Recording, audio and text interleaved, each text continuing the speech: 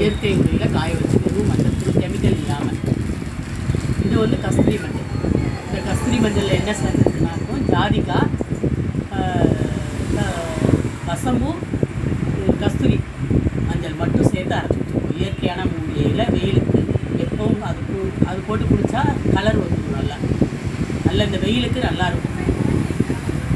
இது வந்து சாம்பார் பொடி.